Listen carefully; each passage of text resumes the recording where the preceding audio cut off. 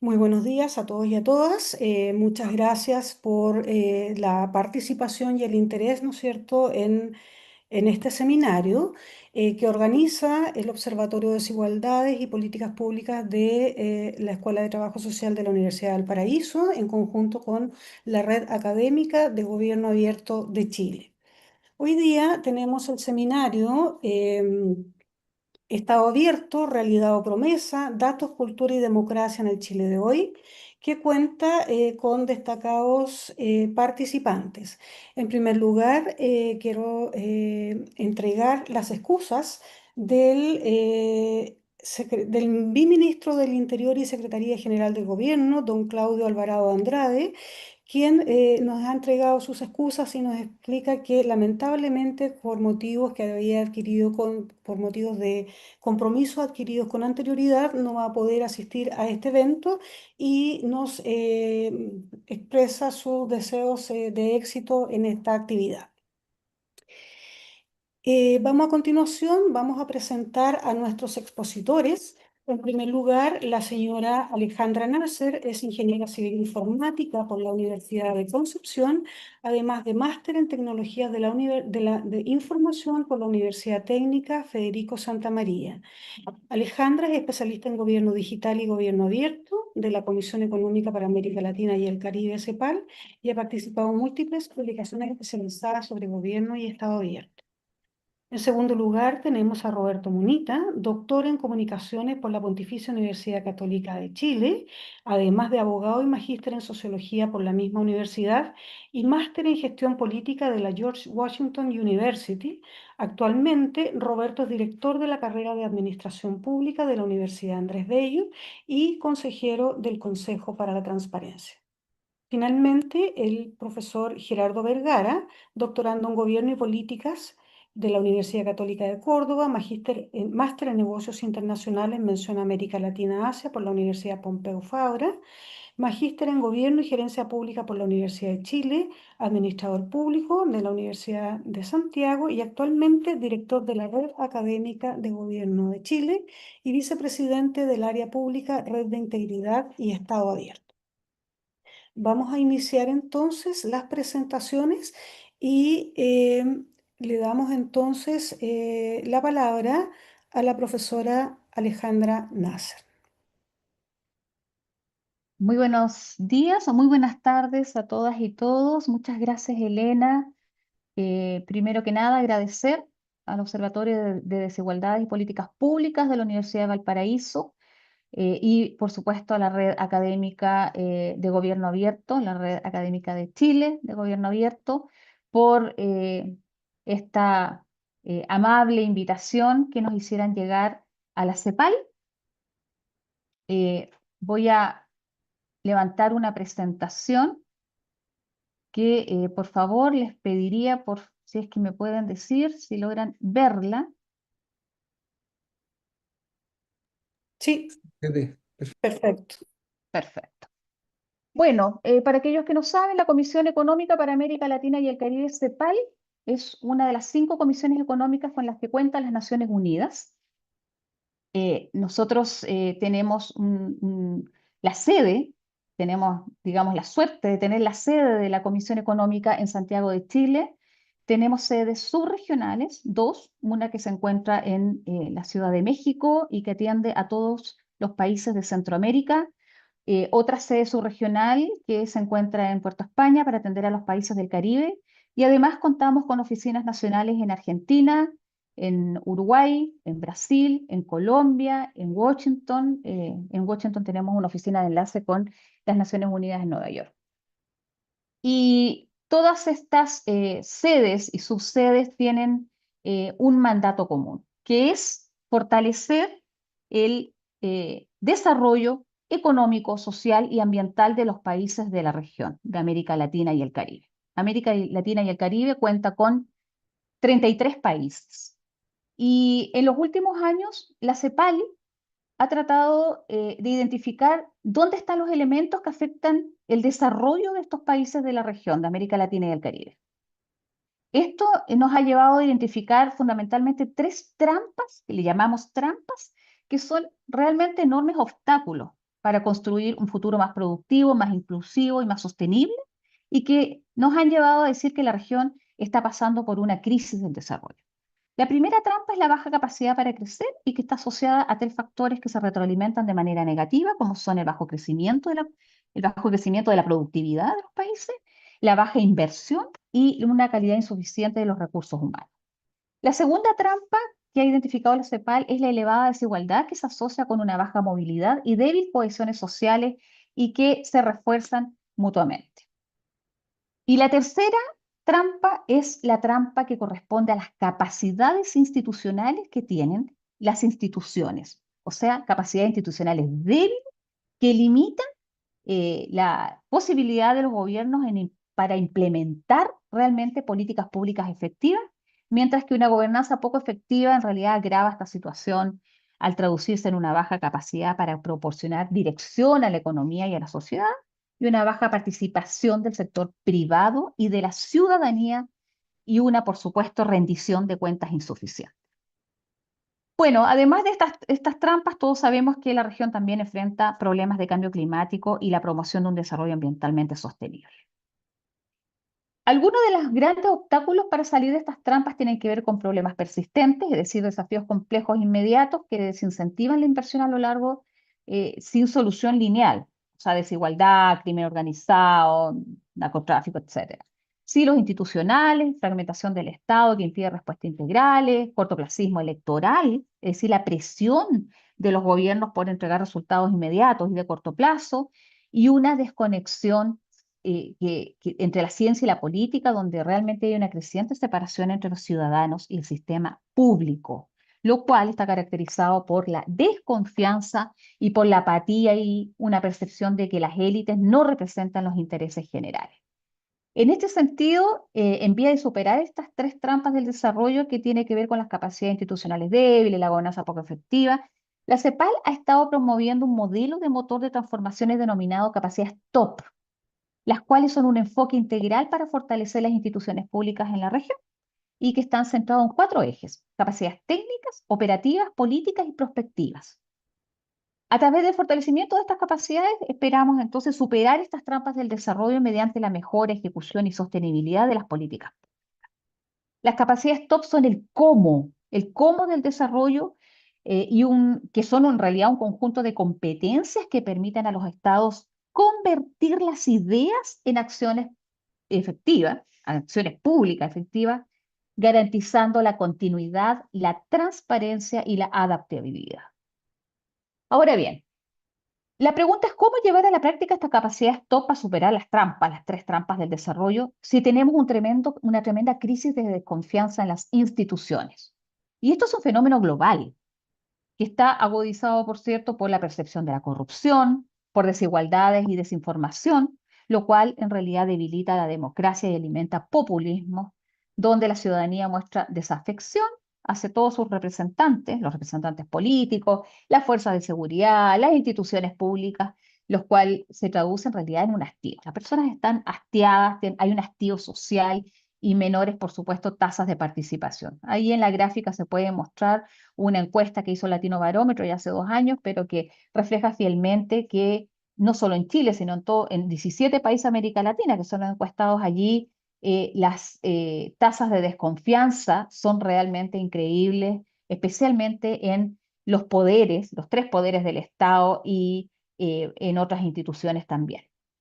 Entonces, es aquí donde decimos, bueno, estamos en una sociedad de la desconfianza. Yo siempre coloco esta frase que es de Victoria Camps, que es una catedrática emérita de la Universidad Autónoma de Barcelona, que dice que en realidad las personas desconfían de los gobiernos, de las empresas, de las personas, de los discursos, de las promesas, incluso están cuestionándose las propias decisiones. Ella escribió un libro que se llama La sociedad de las desconfianzas, que los invito a leerlo porque muestra un poco desde el lado filosófico, sociológico, qué está pasando con las personas en que hoy no confían realmente de nada y de nadie.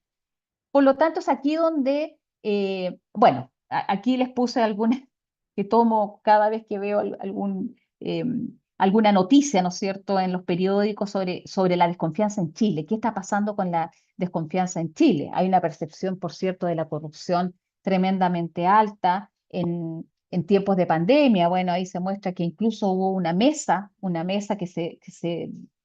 se rompió, una mesa que estaba conformada por varios actores de los sistemas públicos y donde decían que no hay datos, que se estaban ocultando los datos. Bueno, los gobiernos subnacionales, la corrupción en municipios, eh, que lamentablemente todos los días vemos alguna situación que hace que efectivamente las personas, obviamente, no quieran confiar en sus instituciones.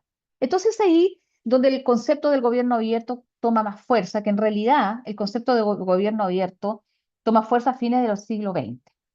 Y más que un concepto, en realidad es un paradigma de la gestión pública, así le decimos a la CEPAL, es un nuevo paradigma de la gestión pública, cuyo propósito es mejorar los niveles de transparencia y de rendición de cuentas en la administración pública, como asimismo eh, pretende favorecer la generación de espacios para la participación ciudadana y la colaboración entre los actores. Las políticas de gobierno abierto son el sustento, eso decimos, son el sustento de un tejido de valores, de cultura, que favorece una configuración y una plataforma sobre la cual construir modelos de gobernanza que sean abiertos y colaborativos. El gobierno abierto viene hoy a plasmarse como un nuevo modelo, una nueva forma de hacer gestión pública para, con y a través de las personas, que promueve la transparencia, es decir, el acceso de las personas a la información de gobierno o del Estado, fomenta la participación ciudadana o pública, es decir, abre canales para que la sociedad incida en el proceso de la toma de decisiones e incentiva la colaboración, que es promover o comprometer en realidad a la ciudadanía y a todas las instancias de gobierno a generar soluciones a los problemas públicos. Eh, bueno, en esta lámina la voy a pasar más rápido, probablemente van a compartirle la presentación, pero en esta lámina se muestra cómo desde que se creó, se generó, se promovió este modelo de gobierno abierto, que fue fundamentalmente con la Alianza para el Gobierno Abierto, que es una alianza que se creó en el marco de la 66ª Asamblea General de las Naciones Unidas el año 2011 por 8 países fundadores. Desde ese momento se comenzó a expandir este concepto de gobierno abierto, Estado abierto, porque los principios del gobierno abierto se amplían a los 3 poderes del Estado y también a otros escenarios como los gobiernos subnacionales, a la academia, en fin, y se comenzó eh, a escuchar conceptos como gobierno abierto local, parlamento abierto, justicia abierta, academia abierta. Todos significan que los principios del gobierno abierto, es decir, la transparencia, la participación pública y la colaboración cívica, se expanden a todos los sectores de la sociedad. Hoy en día tenemos a 70, bueno, son el gobierno, en la Alianza para el Gobierno Abierto, que es esta alianza global mundial, que es el llamado a que los países sean más transparentes, rindan cuentas, generen espacios participativos y de colaboración cívica. Con 8 países fundadores, hoy tenemos a 75 países que son parte de la Alianza para el Gobierno Abierto, de los cuales 15 corresponden a América Latina y el Caribe, los cuales han construido ya una cantidad de planes, más de 80 planes, hay más de 1.500 compromisos dentro de cada uno de los planes. Los planes es el principal instrumento que tiene un país que se adhiere a la Alianza para el Gobierno Abierto, debe co-crear con la sociedad y con la ciudadanía un plan de acción que tiene compromisos. Los compromisos son planes, proyectos, estrategias que están dentro de un plan que debe implementarse entre 2 y 4 años. Hoy en día tenemos 15 países de la región que son parte de esta Alianza para el Gobierno Abierto. Chile fue uno de los primeros países que entró a esta Alianza para el Gobierno Abierto y hoy estamos co-creando el 6º plan de acción, donde hay una mesa que se llama Mesa Nacional de Estado Abierto, que es un foro multiactor, que somos los que, y somos, digo, porque la CEPAL es parte de esta mesa como organismo observador, y están representados la sociedad civil, la academia, los poderes judicial, el Poder Judicial, la Cámara de Diputados, los senadores, la Contraloría, el Consejo para la Transparencia, los gobiernos municipales, en fin. Bueno, y la verdad es que ha sido un modelo que ha promovido el Estado abierto y que ha de alguna manera ido calando y fortaleciendo estas iniciativas que vayan en pos de la transparencia y la rendición de cuentas, lo cual justamente viene un poco a paliar esta tremenda desconfianza ciudadana. Hay gobiernos locales que también se han incluido, se han adherido a la Alianza para el Gobierno Abierto en los países del mundo y a la fecha tenemos 151 gobiernos subnacionales o locales que son miembros de la OGP y ahí tenemos los gobiernos locales que hoy son parte de nuestro país, en Chile, como Peñalolén, como Renca, San Joaquín, el gobierno regional metropolitano, en fin. Ahí ustedes pueden ver los países que son, los municipios, los gobiernos locales que son parte de la alianza en nuestro país.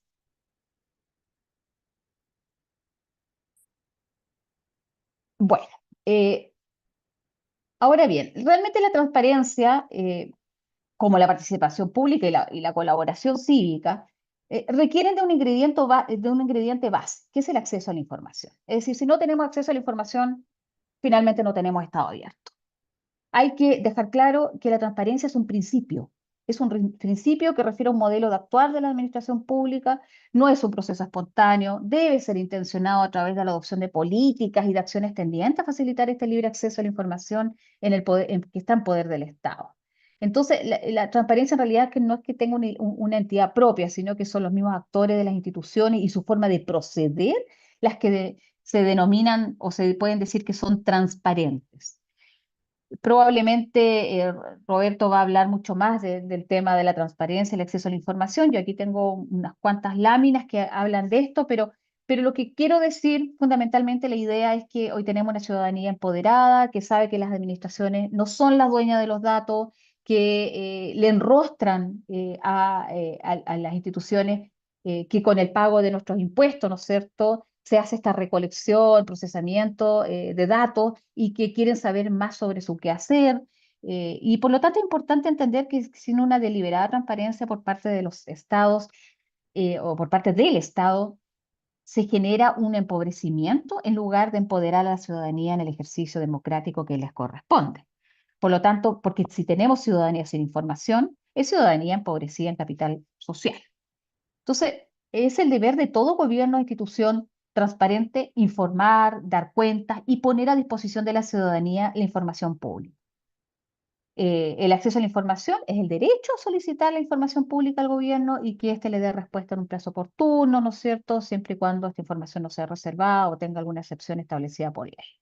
Por lo tanto, en definitiva, el acceso a la información es contribuir en una cultura de transparencia, es disminuir espacios de arbitrariedades y, por supuesto, también disminuir la corrupción, contribuye a la modernización del Estado, es mejorar la democracia.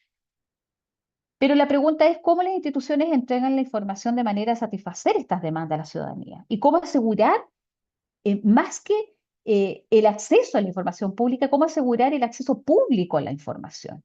Y es aquí donde, me voy a pasar un poco más porque si no, no me va a alcanzar el tiempo, donde los datos de gobierno, los datos abiertos de gobierno vienen a cumplir un rol fundamental, ¿ya? Es una nueva corriente, los datos abiertos de gobierno son una nueva corriente que permite dar acceso a la información de manera proactiva, pero además útil para que quienes puedan acceder a ella, puedan darle valor público. Los datos abiertos de gobierno son todos aquellos datos que recolectan las instituciones, que producen las instituciones, que sistematizan las instituciones, que son puestas a disposición de la ciudadanía justamente con el fin de posibilitar la lectura, el seguimiento, eh, pero lo más importante, les permite combinarlos, reusarlos, reutilizarlos de manera tal de poder generar nuevos servicios públicos. Toda la información que se recolecta por las autoridades de gobierno puede ser entregada en formatos abiertos, ¿no es cierto? Y es bueno, excepto, y ahí Roberto probablemente lo va a decir, pero excepto aquellos que son datos personales, por ejemplo, o datos que no pueden ser públicos por otros motivos de seguridad nacional. Pero idealmente todos aquellos datos pueden ser puestos a disposición. Bueno, acá hay una lámina de que habla de cuándo los datos son verdaderamente abiertos. Hay una serie de requisitos que no los voy a leer, pero que en general son datos que deben ser completos, actuales, que deben ser puestos a disposición de manera permanente, que deben venir del origen, no sistematizados, no maquillados, accesibles sin ningún tipo de restricción, en fin. A eso se refiere cuando hablamos de datos abiertos de gobierno. Y hoy en día tenemos portales de datos abiertos, que son fundamentalmente plataformas digitales que sirven para almacenar, para compartir, para conectar y visualizar estos cuerpos de datos, o como nosotros le llamamos datasets. Eh, los portales de datos abiertos son el punto de acceso en realidad a las estrategias de una institución para abrir sus datos y son realmente un punto de encuentro también entre diferentes actores del sector público, privado, de la ciudadanía, de los desarrolladores de aplicaciones, quienes toman estos datos que son de libre acceso y que están en formatos ya estructurados y fácil de manejar para darle valor público a estos datos. El Chile cuenta con un portal de datos abiertos que ha pasado por varias etapas. Nosotros como CEPAL estuvimos presentes en el desarrollo del primer portal de datos abiertos por ahí por el año 2011, 2012, y ha pasado por varias etapas, por varias también software, ¿no es cierto?, de creación, de desarrollo, pero hoy tenemos un portal, datos.gov.cl, donde se pueden encontrar una cantidad de conjuntos de datos importantes. Otros países de la región también, la mayoría de los países hoy cuentan con portales de datos abiertos donde publican su data, sus datos de distintos sectores del Estado, de distintos ministerios, de distintas reparticiones públicas y que los ponen en formatos abiertos para que puedan usarse y reusarse. Pero también se le puede dar valor público, los mismos órganos del Estado le pueden dar valor público a estos datos y eso puede ser a través de plataformas institucionales o de visualizaciones dentro de los mismos portales de datos abiertos de cada país, los portales centralizados. Por ejemplo, tenemos portales, el de Energía Abierta, que es un portal, una iniciativa que desarrolló la Comisión Nacional de Energía, que es un portal multifuncional desarrollado para atender una variedad amplia de intereses y necesidades desde el punto de vista energético, y se enfoca en reducir asimetrías de información, aumentar la transparencia y fomentar la participación ciudadana en temas de soluciones innovadoras. También está el portal de presupuesto abierto, que es un portal también que nosotros en algún minuto como CEPAL estuvimos un poco presentes en esta implementación, más que nada para entender cómo las personas entienden o cómo ven los presupuestos cuando lo piden, ya sea por ley de transparencia o cuando lo miran en las páginas web, lo difícil que es entender un presupuesto, cómo entregar esta información y cómo poder entregar visualizaciones que tengan sentido para las personas y ver realmente en qué se están gastando, ¿no es cierto?, los dineros y las arcas fiscales. Bueno, por último, el gobierno abierto y la Agenda 2030. La Agenda 2030 para el Desarrollo Sostenible, para aquellos que no saben, bueno, fue aprobada por resolución número 70 en septiembre del año 2015 por la Asamblea General de las Naciones Unidas.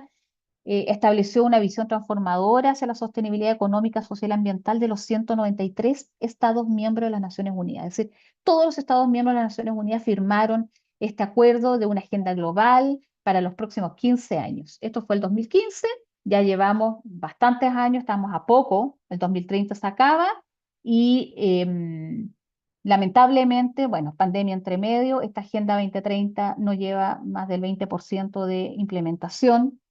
Han habido muchas, ¿no es cierto?, complicaciones, pero lo importante es decir aquí que el principio de la transparencia se aborda directamente en el Objetivo de Desarrollo Sostenible número 16, ya que promueve el aumento de la disponibilidad de la información sobre las actividades de gobierno, lo que permite y profundiza, por cierto, la participación, garantiza que los gobiernos sean menos corruptos, que sean responsables y con altos estándares de servicio y aprovechamiento de las tecnologías.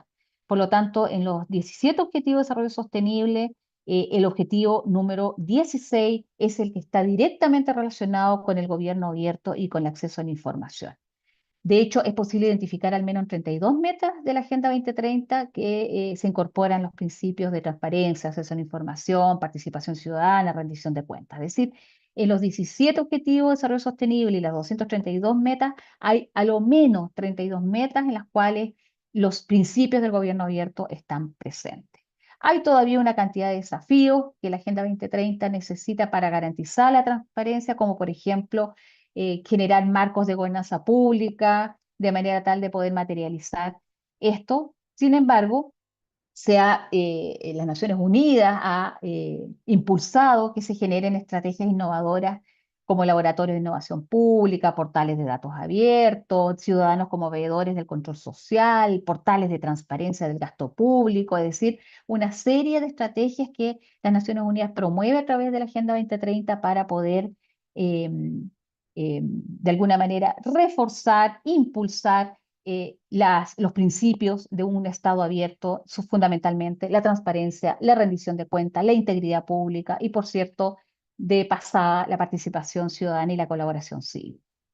Los desafíos de la transparencia y la rendición de cuentas, bajos niveles de conocimiento de las institucionalidades y de la ley de transparencia. Chile tiene la ley 20.285, una ley que a veces muy pocas personas todavía la conocen y la saben, ¿no es cierto?, utilizar. Y por cierto, el órgano garante, que es el Consejo para la Transparencia, de donde viene Roberto, tampoco es tan conocido para las personas. Por lo tanto, es importante difundir cuáles son los instrumentos que tiene la ciudadanía hoy para tener un país más, especialmente un Estado más transparente, ¿no es cierto?, y con mayor acceso a la información.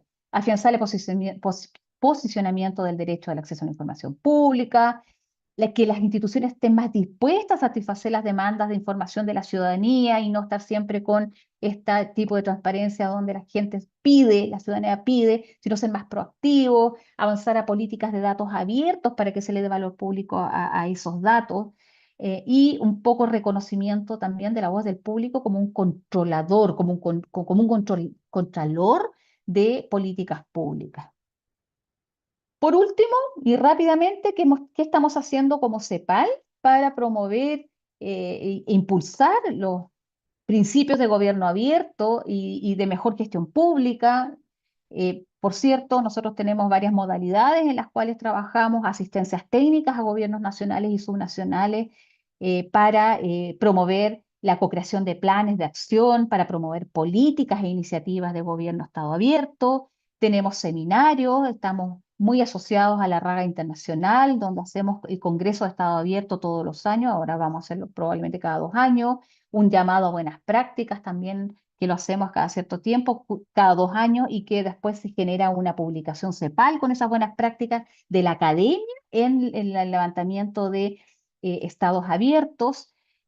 Nosotros también, no se me está acordando, hacemos cursos, dictamos cursos internacionales y cursos a demanda, también talleres y seminarios de gobierno Estado abierto, y tenemos unos recursos de información, una biblioguía de estado abierto, ahí está el enlace, biblioguía.cepal.org/estado abierto, y ahí hay mucha información sobre estas temáticas y sobre todos los estándares y metodologías de la CEPAL, de la UGP y de otros también organismos, es decir, es bien amplia esta guía de investigación. Tenemos el Observatorio Regional de la Planificación para el Desarrollo, donde hay todo un análisis sobre los planes de gobierno abierto, sobre los compromisos de gobierno abierto, sobre instrumentos, sobre leyes de participación y transparencia de los 33 países de América Latina y el Caribe. Y hacemos publicaciones de libre bajada en nuestro portal web de la CEPAL, publicaciones, cepal.publicaciones.org, donde pueden ustedes también bajar toda esta información de manera gratuita. Con esto agradezco bueno, que me hayan escuchado, disculpen si fue muy rápida la presentación, pero es un poco la visión desde la CEPAL sobre estas temáticas de Estado abierto y acceso a la información. Muchas gracias. Muchas gracias, Alejandra. Una excelente presentación. Y entonces damos inicio ahora a la presentación de Roberto Munita. Roberto. Muchas gracias, Elena. Bueno, primero que nada, gracias por la invitación a la Universidad del Paraíso, por supuesto a la profesora Elena Salum. Gracias también a los presentes, los que están ahí conectados por Zoom y los que están conectados por YouTube. Em, y bueno, yo voy a hacer voy a compartir internet, voy a compartir mi PowerPoint, voy a hacer una presentación que lamentablemente no apunta tanto a lo que Alejandra decía que yo iba a contar. Así que, lamento desilusionar a Alejandra. Y yo creo que la solución para Alejandra va a ser doble. porque por un lado mi presentación no va tanto a explicar qué es el Consejo de la Transparencia, etcétera. Lo puedo decir, o si quieren eso puede quedar después para la discusión, yo tenía pensado otra cosa, y como decía, la desilusión es doble porque me di cuenta que lo que voy a presentar hoy día, de alguna forma, se parece, aunque no tanto, a un evento en el que también participó Alejandra, y yo también expuse hace un par de meses, ¿te acuerdas, Alejandra? En la Universidad Andrés Bello. Entonces, quizás para ella va a ser doblemente fome porque va a ser repetirse el plato y no explicar un poco lo que ella anunció. Pero de todas maneras, bueno, insisto, puede quedar eso para la discusión posterior. La verdad es que en base a ver, no, todavía no estoy compartiendo, ¿cierto? En base un poco a, a lo que me propuso, ya, ahí sería, a ver. Ahí lo están viendo, ¿cierto? Ya. Perfecto, se ve bien. Muchas gracias. En base a lo que conversamos con Elena, ella me propuso que hablara de un par de cosas. O sea, me hizo un par de preguntas que me parecieron muy interesantes y sobre eso también me puse a escribir, en el fondo, a preparar la presentación. ¿Ya? Básicamente, yo hoy día quiero transmitir 5 ideas en los 15 minutos que tenemos, ¿cierto?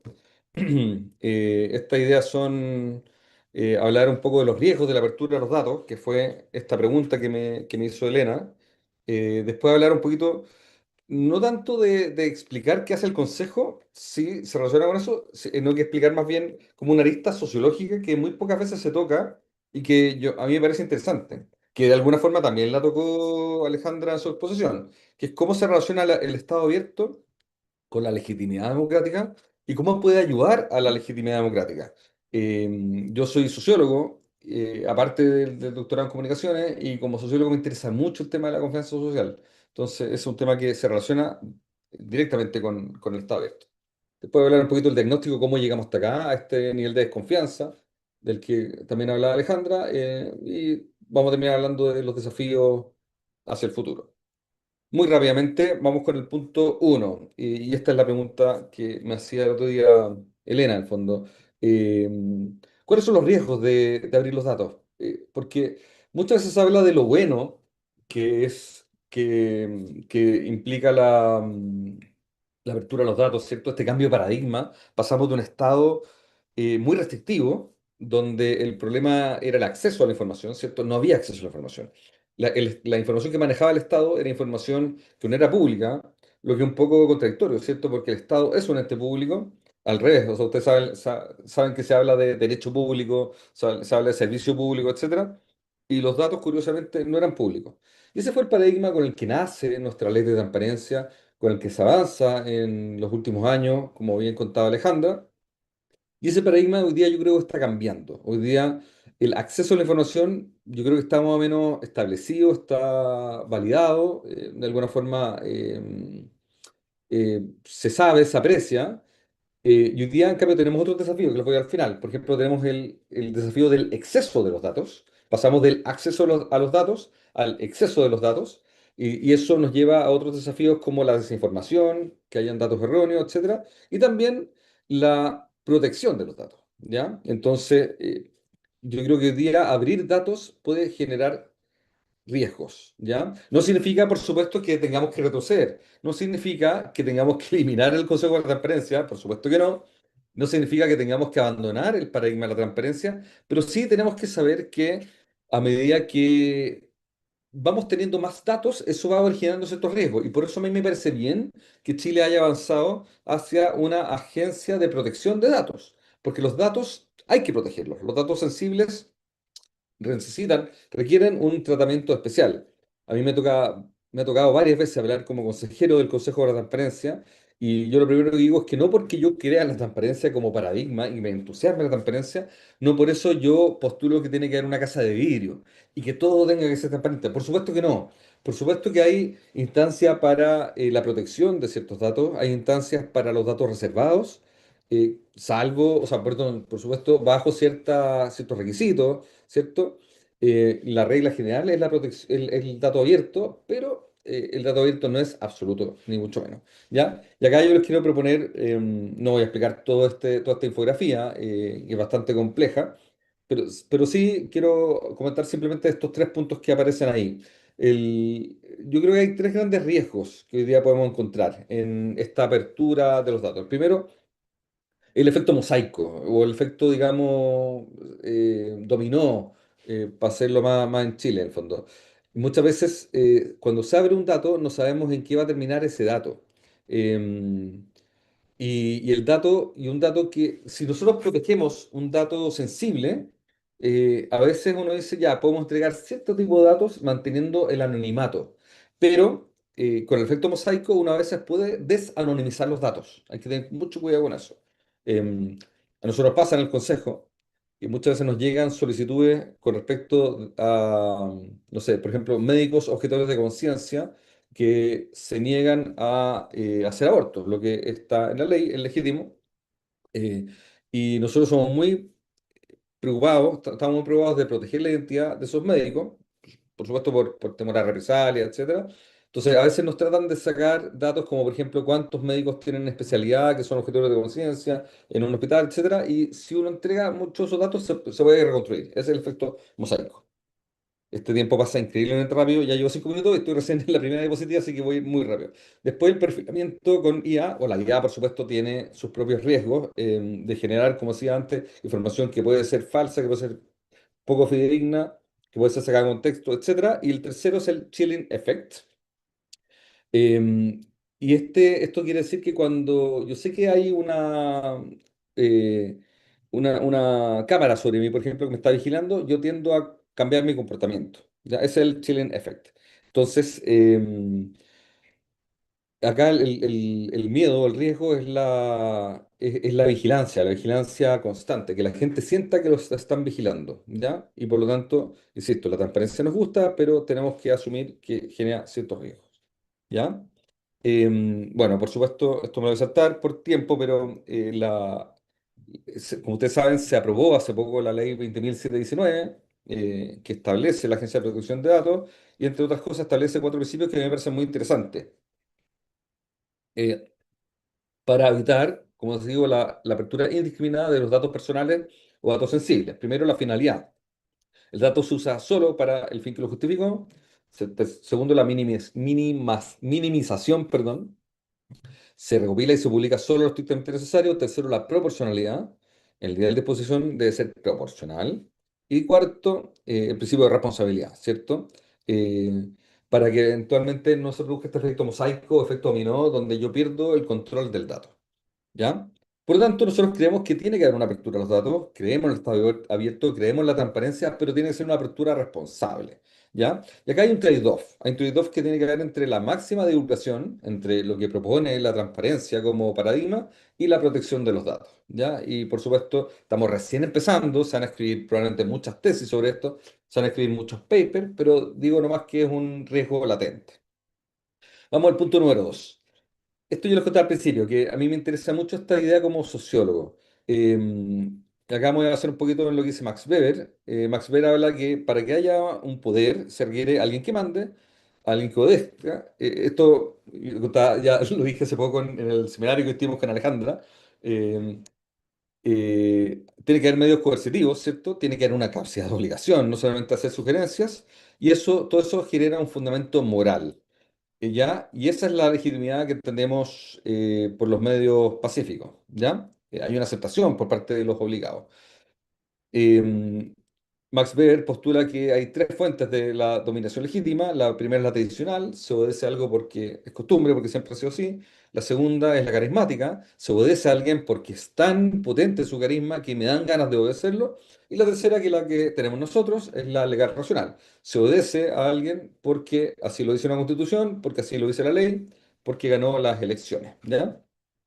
¿Qué tiene que ver esto con el Estado abierto? Que en la teoría de Max Weber, en la sociología de Max Weber, estas fuentes de dominación legítima contribuyen, ayudan a la confianza social, que como les decía antes, es una preocupación que a mí me genera bastante interés, también a Alejandra, como contaba, y a la CEPAL, por supuesto.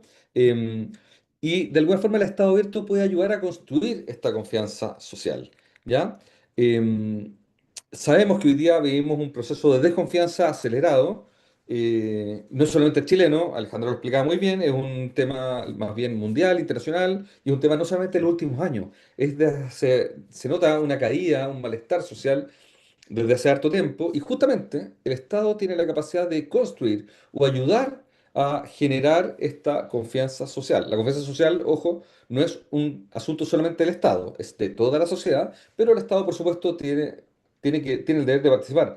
Y por eso Alejandra también contaba que acá hay un montón de conceptos que hoy día se hablan. Ya no se habla solamente de Estado abierto, sino que se habla de, no sé, universidades abiertas, empresas abiertas, etcétera. Yo creo que estamos llegando a un estadio en que tenemos que hablar de sociedad abierta. Porque la sociedad abierta, donde hayan, ojalá, la menor cantidad de puntos ciegos, donde haya la menor cantidad de esferas ajenas al resguardo, a la rendición de cuentas, como sale ahí, esa sociedad es la que va a generar más confianza. ¿Ya? ¿Cómo llegamos hasta acá? ¿Por qué se ha debilitado la legitimidad democrática? Yo postulo algunas tesis. Primero, por individualismo. El individuo cree que ya no necesita el Estado. Segundo, por desconfianza institucional. La confianza no solamente horizontal, no solamente con el vecino, no solamente con nuestro par, sino que es con nuestras autoridades. Antes había un mayor respeto por las autoridades. Hoy día la verdad es que hay una desconfianza total, justamente producto de la corrupción o de la crisis representativa a irse de los partidos, pero no solamente de los partidos, ¿ya? Por supuesto, los partidos también tienen su propia crisis, pero hay una crisis de representatividad en general de todos nuestros gobernantes. Y de nuevo, no es un caso chileno aislado, sino que es un caso lamentablemente internacional. Hay exceso de información, lo que yo comentaba al principio, pasamos del paradigma del acceso a la información o de la búsqueda de acceso a la información a tener que manejar el exceso de información. También hay mucha frustración social. Hemos hablado de la norma social, lo discutimos, se discutió harto a propósito del estallido, pero hoy día hay grandes temores colectivos, ¿cierto? Por ejemplo, hoy día lo estamos viendo en carne propia. Está el temor al desempleo, al llegar a fin de mes, al enfermarse. Hay grandes dolores que hoy día aquejan a la sociedad y esos dolores van generando ruptura social y van generando de alguna forma desconfianza. Y finalmente, esto lo voy a comentar con más detalle en la siguiente diapositiva, pero lo anuncio acá. Estamos viviendo desde hace ya varias décadas, desde que la sociedad de consumo se empieza a instalar en la segunda mitad del siglo XX, esta idea de que el ciudadano pasa a ser consumidor. ¿Ya? Y esto es una idea que a mí, como sociólogo, me parece muy relevante, por eso la quiero destacar más. Y el ciudadano, la verdad es que era este sujeto activo en el mundo público. Nosotros que vivíamos hasta hace pocas décadas atrás, que le interesaban mucho sus derechos, el derecho a participar, el derecho a expresarse, los derechos humanos, por supuesto. Y el consumidor, en cambio, es un sujeto que es mucho más individualista, que cree más en la lógica del mercado. eh, y lo curioso de este paso, que no lo digo yo, lo han dicho distintos sociólogos, en Chile, por ejemplo, Tironi, Mulián y otros más, lo interesante de esto es que como nosotros ya estamos metidos en una onda de consumo, vemos esta onda de consumo incluso frente al Estado. O sea, nuestro rol frente al Estado no es un rol más bien ciudadano, sino que es un rol de consumo. Nosotros somos consumidores frente al Estado que nos tiene que proveer de servicios. ¿Ya? Y eso, por supuesto, como sale ahí, va erosionando el vínculo democrático. ¿Qué hacer frente a este diagnóstico, a esta deslegitimidad y a esta falta de confianza? Eh, yo propongo que hay tres pilares que aportan legitimidad, que son la participación ciudadana, la transparencia y la rendición de cuentas. Van generando legitimidad democrática y de alguna forma, para eso es importante el Estado abierto, porque el Estado abierto justamente, como ustedes saben, tiene estos tres pilares, ¿cierto? La participación ciudadana, la transparencia y la rendición de cuentas. ¿Ya? Y por eso es importante que sea, como dice abajo, que sea una política de Estado. Mira, ahora voy bien de tiempo porque ya estoy en el último punto. Y efectivamente sabemos que el Estado abierto con estos tres principios puede ayudar mucho a reconstruir la confianza y puede ayudar mucho también a generar una mayor legitimidad democrática. Pero no todo es auspicioso. Vienen bastantes desafíos a futuro y yo quiero mencionar principalmente tres. Primero, como decíamos antes, el trade-off entre datos abiertos y datos sensibles, ¿ya? Tenemos un paradigma que queremos respetar y que yo al menos me siento entusiasmado, que es el de transparencia, pero tenemos que entender que hay datos sensibles que merecen privacidad, que tenemos que resguardar y a veces hay zonas grises que nos cuesta mucho dilucidar. Y por supuesto, como ustedes se imaginan, muchas veces tenemos discusiones bastante sabrosas dentro del Consejo de Transparencia para saber dónde poner el límite. Segundo desafío potente, potentísimo que se viene, el tema de la IA, de la inteligencia artificial, sobre todo si piensa con nosotros o por nosotros, ¿ya? La IA tiene muchas cosas positivas. Potencia la capacidad de generar entregables, o sea, minutas, informes, un PowerPoint, preparar clases, etcétera, y aumenta la velocidad de trabajo. Amplía el acceso a análisis de tareas complejas que antes habrían sido muy difíciles de hacer. Y finalmente, puede ser muy buena como apoyo al juicio propio. Eso es cuando lo jugamos con nosotros. El problema es que nos puede reemplazar. El problema es cuando la utilizamos en vez de nosotros, cuando piensa por nosotros. Ahí deshumaniza el lenguaje, llega lo que se llama el cognitive offloading, la descarga cognitiva, dejamos de aprender cosas, dejamos de interesarnos o desarrollar ciertas habilidades para hacer cosas porque sabemos que lo hace la inteligencia artificial. Y esto lamentablemente no solamente es culpa de la IA, tiene que ver un poco con el avance de la tecnología. Les pongo un ejemplo. Los que ya son más viejitos, que tuvimos teléfono fijo en la casa cuando éramos chicos, no sabíamos un montón de números de teléfono, de todos los amigos, porque los llamábamos por teléfono, ¿cierto? Hoy día, ¿cuántos teléfonos de memoria se sabe cada uno? Con suerte dos, con suerte tres. Ya dejamos de aprendernos teléfonos. Ese conocimiento que dejamos de tener es lo que se llama la descarga cognitiva, ¿ya? Y el último riesgo, hay muchos más, pero quise destacar tres nomás, de que piense por nosotros, es lo que se llama el sesgo de automatización, en el fondo. Como ya nos acostumbramos que la IA haga ciertas tareas, dejamos de fiscalizar, dejamos de tener un ojo crítico, y la verdad es que podemos caer en el exceso de información y información que sea falsa o mala. Estoy en la hora, pero con mucho respeto. Elena, déjame terminar con esto. Es la transparencia algorítmica, que es el tercer gran desafío que tenemos. Consideramos nosotros, desde el Consejo de Transparencia, y también me imagino que desde la comunidad de Estado Abierto que dirige Gerardo, desde la red de Estado Abierto, que es importante que si el Estado utiliza algoritmos, se sepa, y se sepa cómo funcionan, que no hayan agujeros negros, que no hayan puntos ciegos, para que toda la gente pueda saber que efectivamente se están utilizando bien. Eso también ayuda a la confianza social. ¿Ya? Como palabras al cierre, quiero decir que me parece bien que hayamos pasado de gobierno abierto a Estado abierto. Es un paradigma interesante. Antes, al principio se hablaba de gobierno abierto y como ustedes saben, eso queda circunscrito solamente al Poder Ejecutivo. Hoy día, en cambio, se habla de Estado abierto y eso me parece un cambio positivo. Eh, pero todavía quedan algunas agendas pendientes. Es importante hablar más de interoperabilidad de datos que conversen entre sí, entre servicios públicos. Segundo, de que los datos sean útiles, que sean comprensibles y aprovechables. Tercero, se ha avanzado mucho en lenguaje claro, pero yo creo que tenemos que avanzar hacia el lenguaje que tenga 3C, que no solamente sea claro, sino que también sea conciso y que sea concreto, que sepamos en pocas líneas qué nos está diciendo la autoridad. Y finalmente, una ley de transparencia 3.0 que, como ustedes saben, sigue pendiente en el Congreso. Y habiendo dicho eso, me despido por ahora, pero por supuesto después quedamos atentos a la discusión, a la conversación o a las preguntas del público.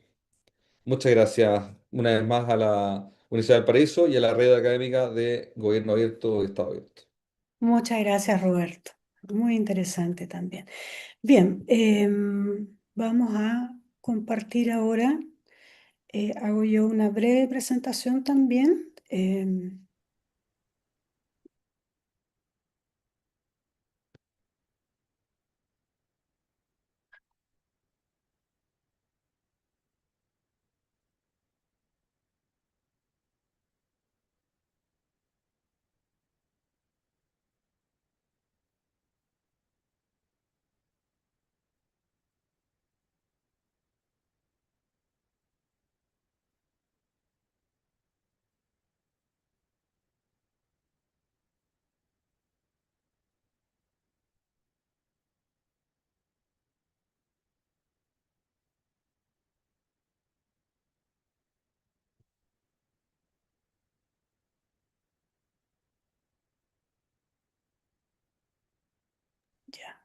Ahí.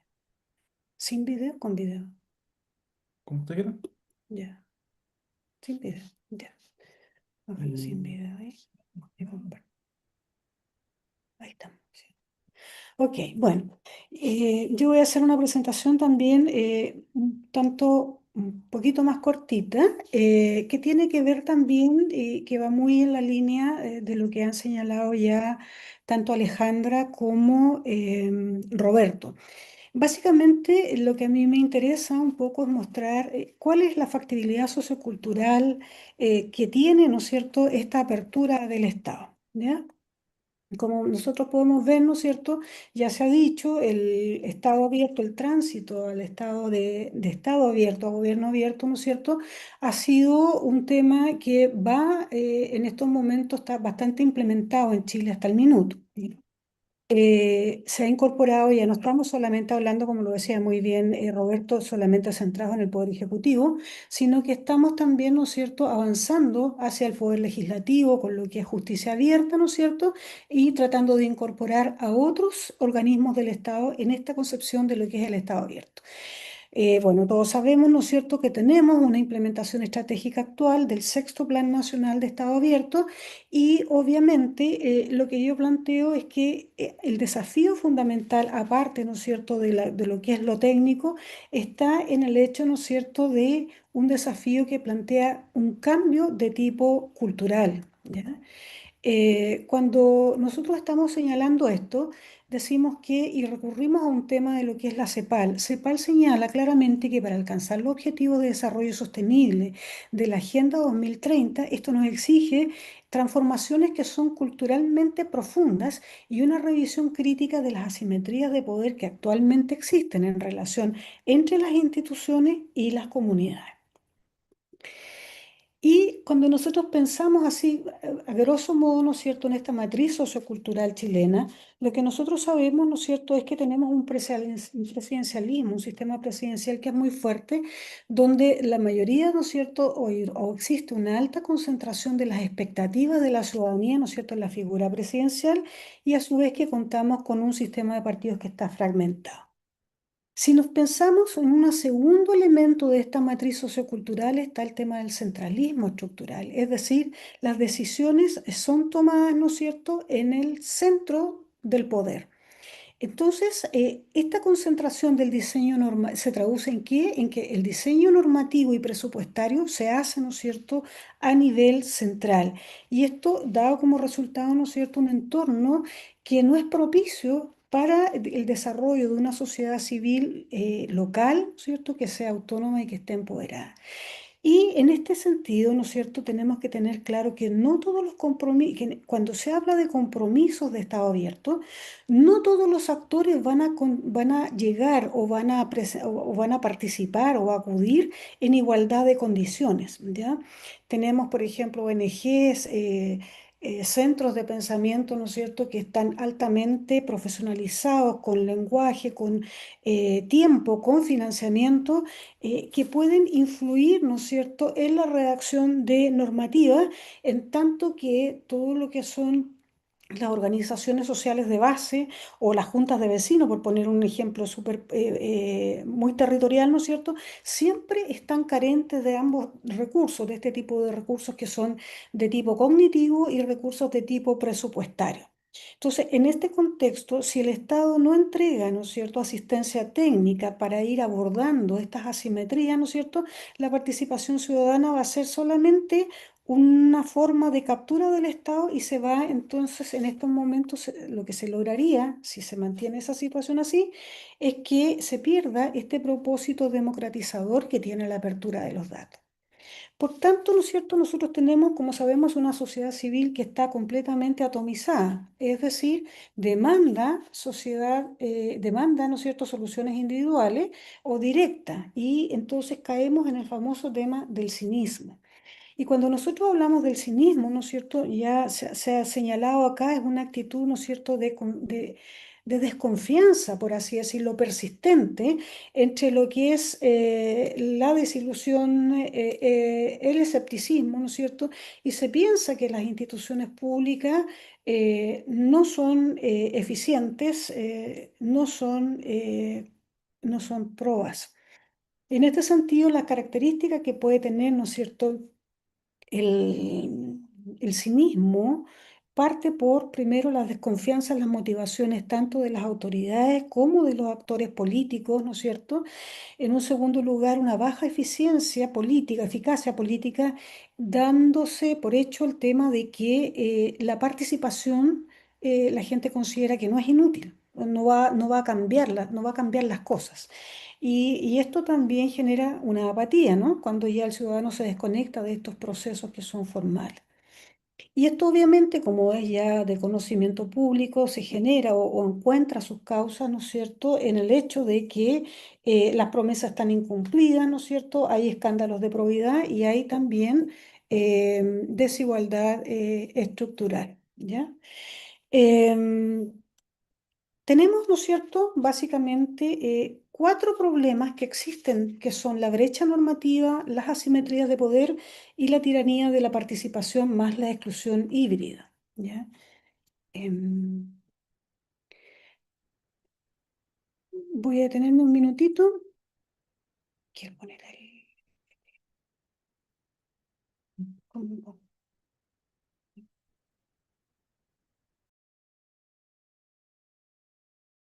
Que no está, me di cuenta que no está. Ahí sí, perdón. Ahí estamos. Entonces, la brecha normativa es lo primero que nosotros tenemos, que es una brecha, ¿no es cierto?, entre la norma, ¿ya?, y la práctica burocrática. En este sentido, ¿no es cierto?, lo que uno puede evidenciar es una fractura entre el ideal de Estado abierto y una implementación que hasta el momento sigue siendo formalista, ¿no? Desde el punto de vista, ¿por qué? Porque los mecanismos de participación que operan lo hacen fundamentalmente a través de un nivel consultivo, es decir, que no tienen mayor incidencia. Si pensamos, ¿no es cierto?, en las asimetrías con este tema, con la brecha normativa, ¿no es cierto?, tenemos que concluir que si no hay una participación empoderada, ¿no es cierto?, entonces, ¿qué se va a generar? Una frustración en la ciudadanía y una deslegitimación de las instituciones. En un segundo lugar, las asimetrías de poder. O sea, se asume, ¿no es cierto?, acá que hay equidad, pero resulta que no necesariamente, como ya lo señalé anteriormente, todos los actores no llegan en las mismas condiciones, ¿no es cierto?, a efectuar esta participación. Por lo tanto, uno podría decir que las decisiones que están desde un punto de vista co-creadas bajo asimetrías que no están siendo corregidas, digamos, por la autoridad, lo que hacen en el fondo es mantener o reproducir, ¿no es cierto?, esa desigualdad estructural. Y esa desigualdad estructural, ¿qué es lo que hace? Sigue favoreciendo, ¿no es cierto?, a grupos de interés que son hegemónicos. Podemos ver también como una tercera brecha, como un tercer eje, ¿no es cierto?, este problema, la tiranía de la participación, y que esa también está relacionada con las limitaciones o la legitimación de regresiones también. Eh, Aquí, cuando estamos hablamos de mayorías coyunturales, ¿no es cierto?, que pueden, a través de mecanismos consultivos, ¿no es cierto?, que se podrían desarrollar sin que estén sujetos a un marco o en el contexto de un marco de derechos humanos, que podrían ser utilizados para la validación, por ejemplo, de políticas regresivas que podrían estar, como ya dije, impulsadas, ¿no es cierto?, por mayorías coyunturales o por grandes temores sociales. Básicamente aquí lo que deviene, ¿no es cierto?, son las demandas de populismo punitivo que están muy relacionadas, por ejemplo, con el tema de seguridad pública. ¿Ya? Todo esto que tiene que ver, por ejemplo, con aumentar las penas, lo que tiene que ver, por ejemplo, con la rebaja, ¿no es cierto?, por ejemplo, de la responsabilidad penal juvenil, la mayor exigencia de ciudadanía, digamos, de condena. O sea, todo esto parte, ¿no es cierto?, forma parte de esta idea que podría darse de la teoría de la participación. Entonces, si esto se mantiene, o hay que tener mucho cuidado con este elemento, ¿no es cierto? Porque se corre el riesgo de que si el Estado utiliza este tipo de consultas que están basadas, ¿no es cierto?, que quieren o llevar una demanda, ¿no es cierto?, de tipo de populismo punitivo, lo que puede hacer es que estaría vulnerando, ¿no es cierto?, garantías que son desde el punto de vista de los derechos humanos y también, ¿no es cierto?, desde el punto de vista, por así decirlo, constitucional. Y finalmente, ¿no es cierto?, tenemos el tema de lo que es la exclusión híbrida. Y cuando hablamos de la exclusión híbrida, aquí estamos hablando, ¿no es cierto?, esto ya lo acabamos de mostrar, voy pasando un poquitito más, en que cuando hablamos acá de lo que es dimensión híbrida, ¿no es cierto?, tenemos que cuando se excluye, acá lo que estamos en el fondo alterando, por así decirlo, ¿no es cierto?, o contravenir, ¿no es cierto?, este principio de la no discriminación. Entonces, ¿qué pasa? Que en términos usuales se asume que existe un ciudadano que es un ciudadano, ¿no es cierto?, que es universal, que es un ciudadano que está hiperconectado, que es un ciudadano que no tiene mayores presiones laborales y que además tiene la actitud cívica de querer siempre estar revisando la información pública, los presupuestos públicos, ¿ya? Y aquí la idea es básicamente que si nosotros digitalizamos la participación, ¿no es cierto? Y no consideramos estos enfoques interseccionales, la heterogeneidad territorial y generacional, estamos en alguna medida, ¿no es cierto?, en contradicción a este mandato de no dejar a nadie atrás. De hecho, ¿no es cierto?, en la pandemia y en la pospandemia, aquí lo que se hizo fue una migración masiva, ¿no es cierto?, de los datos a plataforma web. Eso también fue excluyendo, ¿no es cierto?, a las personas mayores que tenían un tema, ¿no es cierto?, de problemas de alfabetización digital, y también se puede excluir también en estos términos a comunidades que son rurales. Entonces, un diseño de tipo participativo, aquí lo que tendría que incluir son metodologías diferenciadas y asistencia técnica diferenciada, porque si no, entonces seguimos discriminando. Y si tomamos ahora rápidamente para ir no también demorando, ¿no es cierto? Y si miramos la ley 20.500, la ley 20.500, ¿no es cierto?, que es la ley de participación, es la ley 20.500 del año 2011, ¿no es cierto?, que se llama sobre asociación y participación ciudadana en la gestión pública.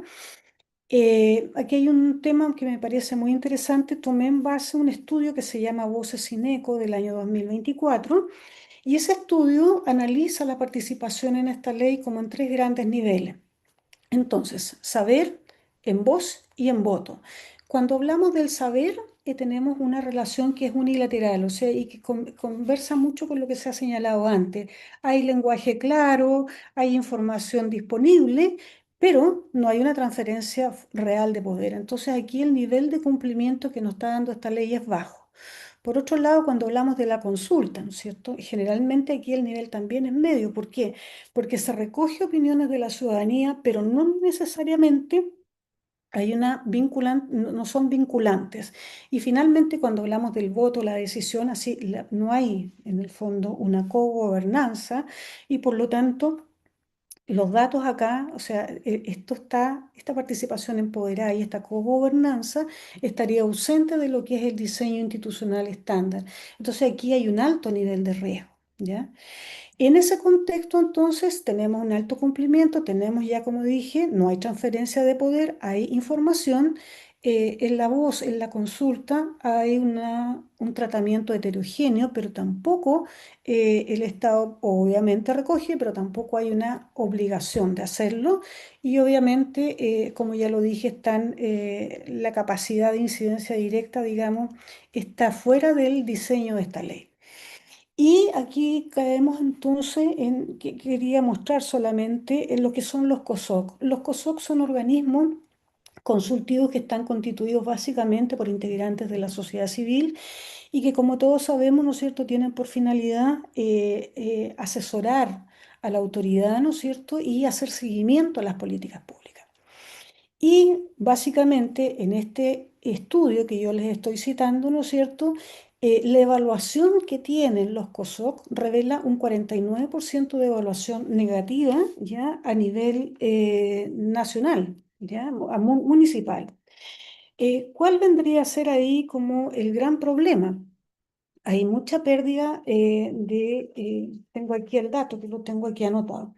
Fíjense ustedes que al nivel de saber, el 61% a nivel central y el 54% al nivel municipal califica la información como clara y suficiente. Cuando nos fuimos a voz y a voto, ¿no es cierto? Aquí lo que estamos viendo es que hay barreras en la capacidad técnica local y cuando hablamos del voto, ¿no es cierto? Con esta ley, obviamente, hay una alta discrecionalidad de la autoridad, ¿ya? De la autoridad de turno respecto de qué es lo que se va a apropiar.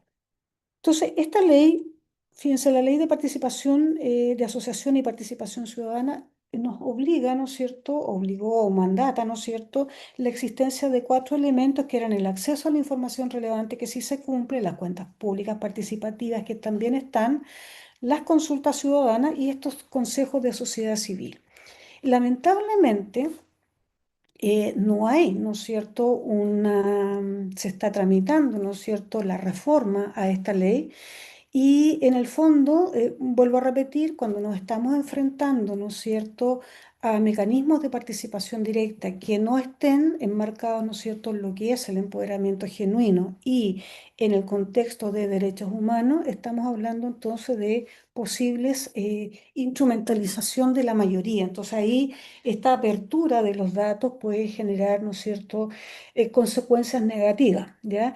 Y especialmente cuando uno lo piensa, por ejemplo, también, ¿qué es un poco para la reflexión? ¿Qué podría tener esto en relación a las minorías migrantes que están en Chile? ¿Ya? En conclusión, si bien, ¿no es cierto?, hay mucho avance en materia tecnológica, estamos avanzando, Chile es uno de los países pioneros, ¿no es cierto?, nosotros nos encontramos actualmente frente al reto de la equidad. Y esta viabilidad sociocultural, cuando hablábamos, ¿no es cierto?, de un Estado que es presidencialista, el centralismo de los datos, ¿no es cierto?, y una ciudadanía que está atomizada, son los elementos que presentan realmente la fisura sistémica. Em, Podemos decir que sí se ha logrado, se ha cumplido educar e informar, pero falta la transferencia del poder hacia las organizaciones de base, hacia el nivel comunitario, ¿ya? Entonces, la idea es no dejar espacios vulnerables para el surgimiento de apatía cívica. Hay que delegar políticas el hecho de que si uno delega políticas en mayoría circunstancial, entonces estamos cayendo en lo que yo les relevaba, ¿no es cierto?, el tema de la teoría de la tiranía de la participación. Em, y yo diría que garantizar la gobernanza democrática y el cumplimiento integral de la agenda plantea inmediatamente, ¿no es cierto?, como gran conclusión el rediseño, la necesidad de rediseñar los vínculos sociopolíticos. En ese contexto, entonces, las cosas que uno puede plantear como recomendación estratégica es que todo intento, ¿no es cierto?, de apertura de datos tiene que llevar este filtro a los derechos humanos. Tiene que haber una voz incidente, es decir, tiene que ser vinculante, no quedarnos en el nivel consultivo cuando se hace, ¿no es cierto?, cuando el Estado pide información. La asistencia técnica tiene que ser tiene que ser del Estado y tiene que ser gratuita y tiene que llegar a todos los niveles, ¿no es cierto?, a nivel mix sobre todo. Tienen que haber también modelos híbridos que sean obligatorios en contextos de que cuando se hace todo este avance desde el punto de vista técnico y una persona quiere incorporarse, por ejemplo, ingresar a un sitio web, ¿no es cierto? No solamente tiene que estar el elemento técnico, sino también tendría que haber, ¿no es cierto?, una alternativa que sea de tipo presencial, por ejemplo, que pudiera permitir a las personas mayores también y que tienen más problemas con el tema de alfabetización digital, poder incorporarse y participar, ¿no es cierto?, en esta apertura de datos. Finalmente, yo diría dos elementos más que me parecen sumamente relevantes son el tema del presupuesto. y que la ley debería haber un fondo presupuestario independiente para estas organizaciones. Y finalmente la reforma a la ley 20.500 que está precisamente tramitándose desde el año 2025 y que habla justamente que quiere hacerse cargo de esto, de que tengan voz incidente y también, ¿no es cierto?, en proporcionar recursos financieros especiales para lo que tiene que ver con el tema de la participación ciudadana. Y aquí solamente, ¿no es cierto?, lo que decimos que el Estado, solamente cuando tengamos una participación empoderada, que tenga asistencia técnica y que esté encuadrada, como lo digo yo, en este principio de los derechos fundamentales, entonces vamos a poder avanzar en esta construcción de Estado abierto, ¿no es cierto?, que efectivamente no deje a nadie atrás. Eso es lo que yo les quería comentar, ¿ya? Entonces, le vamos a dar ahora paso a la presentación de el profesor Gerardo Vergara. Gerardo. Gracias. Estoy acá en pantallas. No sé si se logra ver. Ahí dice compartir. Sí, compartir, pero estoy tratando.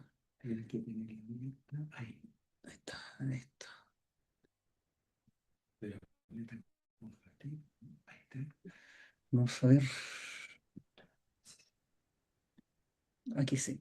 Ya, primero que nada, buenas tardes a todas y todos. Gracias por acompañarnos. Ha pasado bastante rápido el tiempo. Voy a tratar de sintetizar en no más de 10 minutos para que podamos también dar cuenta de este espacio. Agradecer a la Universidad de Valparaíso, a CEPAL, al Consejo de la Transparencia, en nombre de Alejandra, de Roberto Munita, y en mi condición de presidente de la Red Académica de Gobierno Abierto, agradecer a todos y todos por esta organización y participación, y como director del programa de Políticas Públicas de la Universidad de Tecnología Metropolitana también, desde donde hoy día exponemos.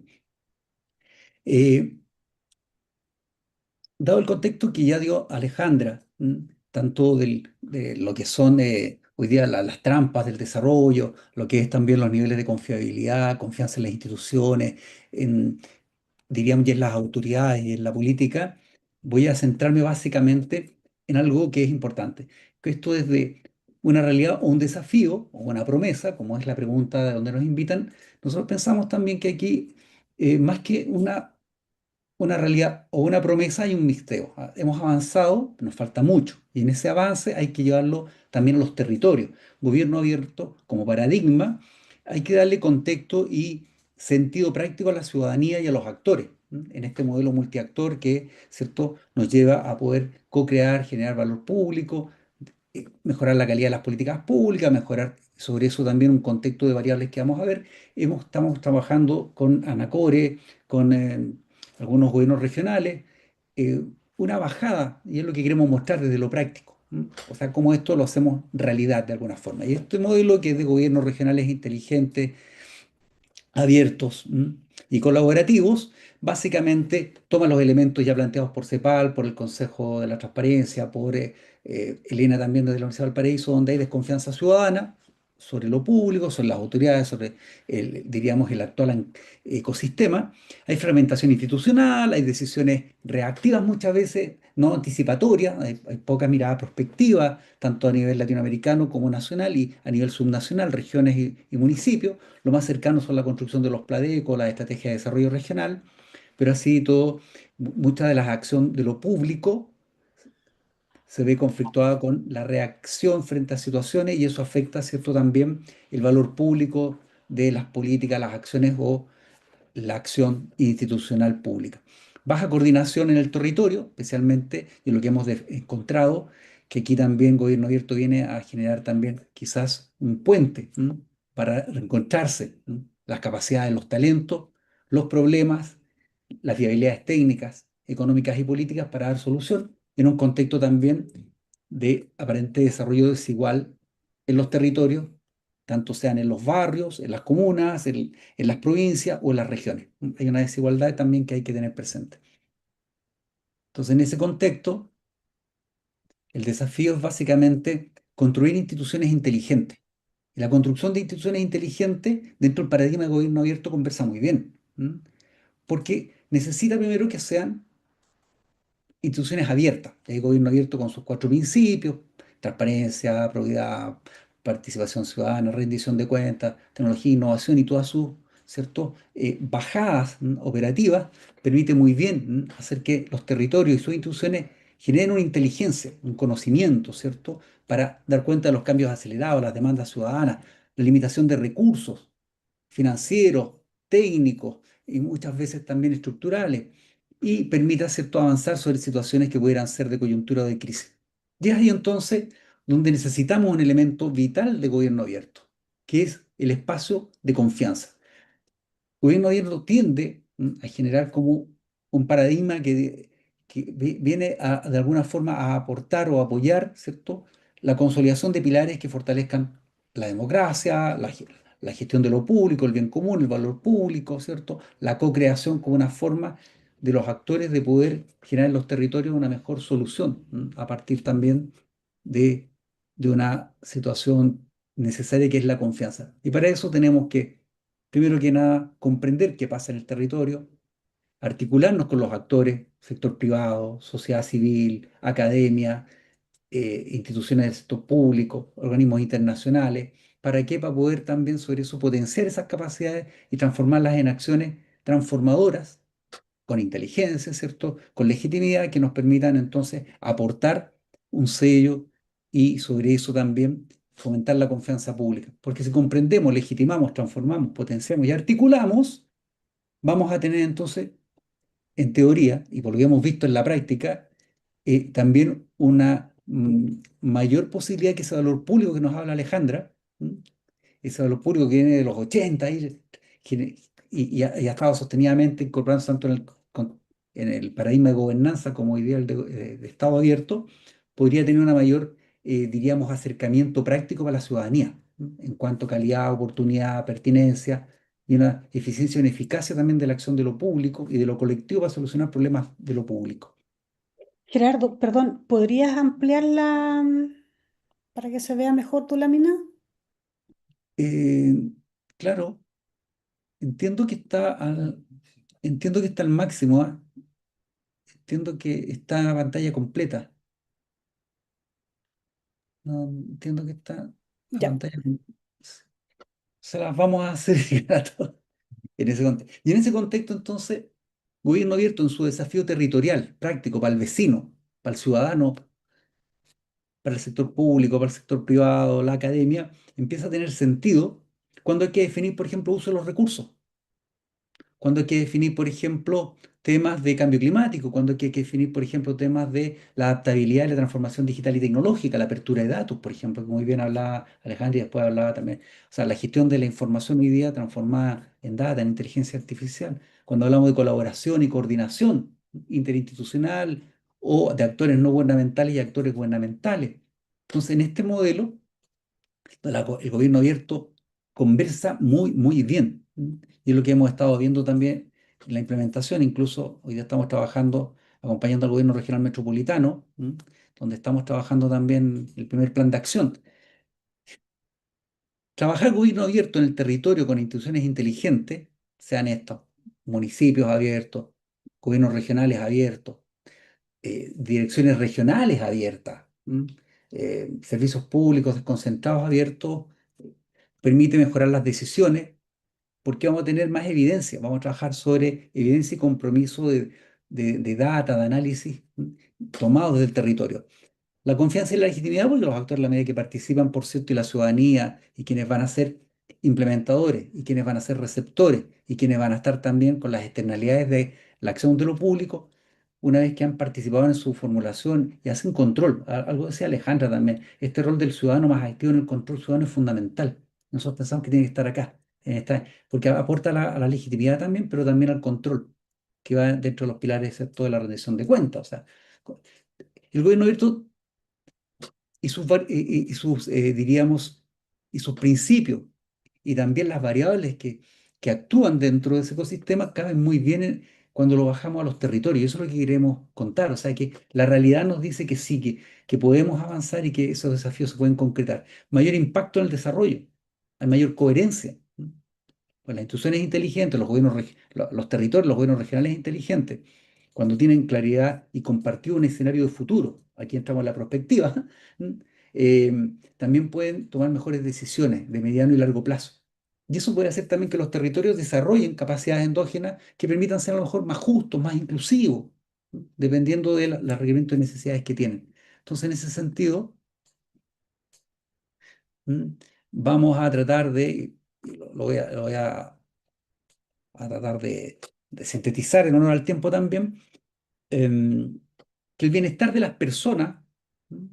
No solo es responsabilidad de la toma de decisiones que puedan hacer las autoridades, sino también hay una corresponsabilidad nuestra de generar espacios para que el ecosistema de toma de decisiones se abra y este trabajo multiactores permita también que las personas puedan, en distintos niveles, consultivos, en algunos también implementadores, puedan participar de esas decisiones que van a redituar en su calidad de vida presente o futura.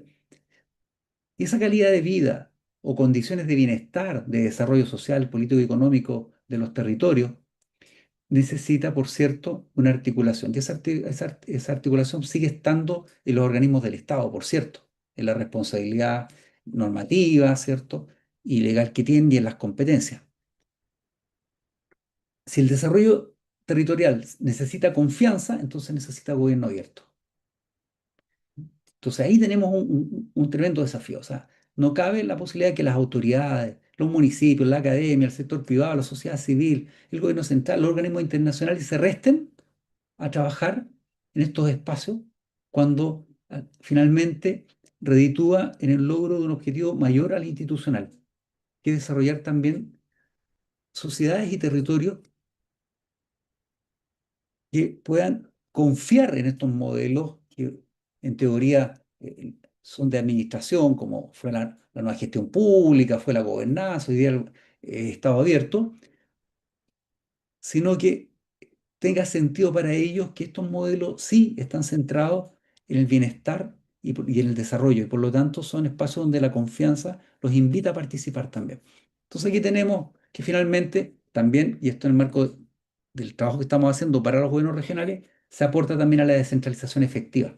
Una de las grandes demandas que plantearon los consejeros regionales en sus dos encuentros que hemos participado, y en el último que estuvo hace 2 semanas en Valparaíso, con más de 300 consejeros, era que necesitan descentralizar efectivamente. Y encontramos en gobierno abierto también una puerta y un mecanismo con modelo y con instrumentos que permiten también esa descentralización efectiva. Por lo tanto, gobierno abierto sí es hoy día y puede ser una realidad a efecto de generar un fortalecimiento de las instituciones subnacionales y poder también desarrollarse junto con las personas en un contexto de confianza, de transparencia, de probidad, de rendición de cuentas, de innovación y tecnología que nos va a permitir finalmente construir con confianza territorios inteligentes al servicio de la ciudadanía. Y el llamado es que el gobierno abierto sí tiene la posibilidad de constituirse el mejor instrumento que conocemos hoy día y además con el apoyo internacional, y ahí CEPAL va a jugar un rol fundamental. Esta mirada internacional que tiene para poder también aportar al desarrollo de los territorios, porque hoy día hemos estado concentrados en organismos nacionales, gobierno, los tres poderes del Estado y municipios. Pero habíamos dejado un poco, diríamos, a posterior o a futuro los gobiernos regionales. Yo creo que ahí tenemos otro desafío, Alejandra, también que vamos a tener que avanzar.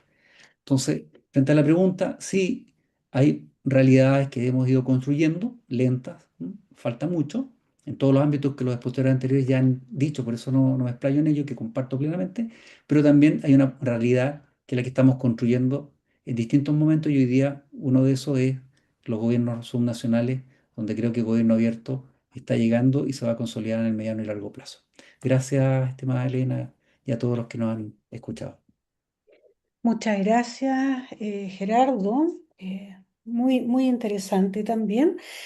Vamos a ir haciendo algunas preguntas, tanto que surgen, digamos, desde el chat como algunas otras preguntas que teníamos para ustedes.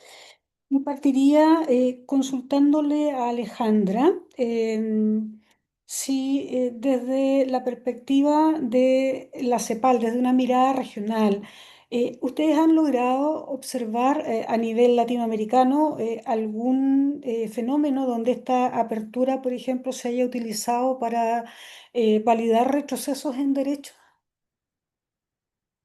Si se ha dado el caso.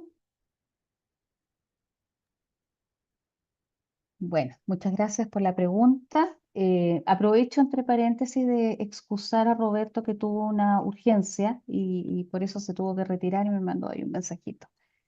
A ver, desde la CEPAL nosotros hemos visto primero que nada la evolución que ha tenido el Estado abierto, gobierno abierto, luego Estado abierto, ¿no es cierto?, como ampliación de los principios hacia los poderes del Estado, eh, más allá de las leyes de transparencia y acceso a la información.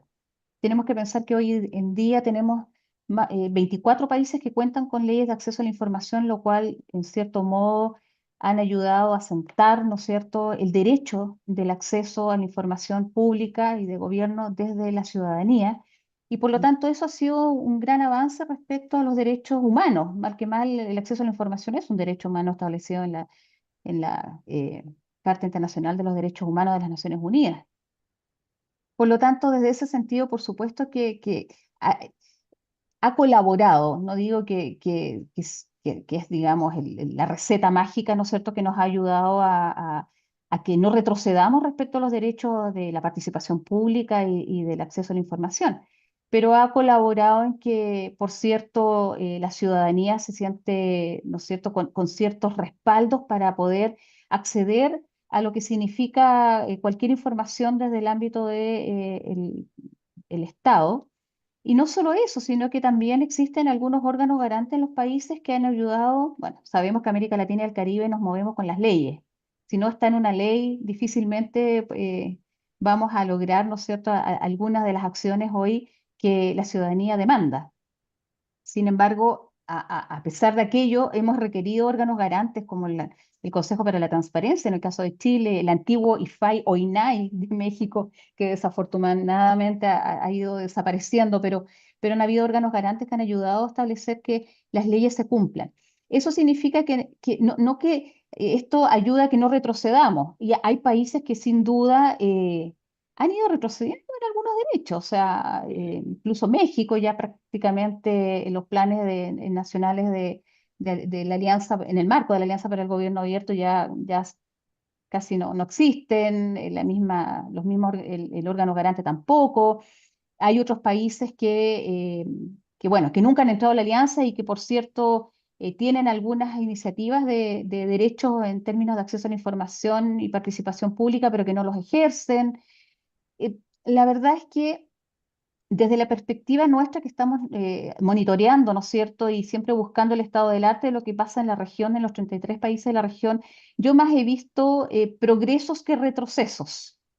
Lo que no significa que todavía hay mucho que hacer, hay mucho que avanzar y nada, que necesitamos, por cierto, voluntad política, porque finalmente el gobierno abierto, el Estado abierto es un tema político, no es un tema técnico.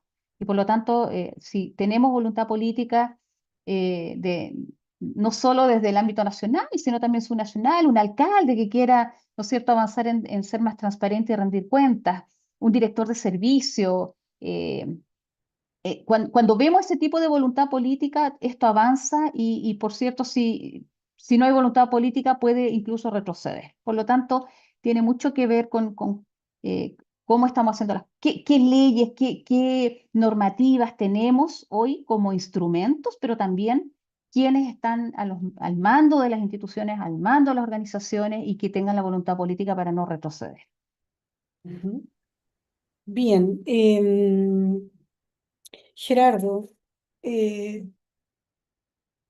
se está incorporando. Bueno, primero nuevamente también hacer presente las excusas de Roberto como expositor, que también, ya como lo había anunciado Alejandra, se tuvo que retirar por una emergencia de tipo personal, así que vamos a continuar esto con Alejandra y con Gerardo. Gerardo, una pregunta para ti es... ¿qué viabilidad le ves tú a aplicar, digamos, qué condición de posibilidad tiene el generar estos proyectos, ¿no es cierto?, de participación ciudadana en el territorio, pensando básicamente en el tema de financiamiento.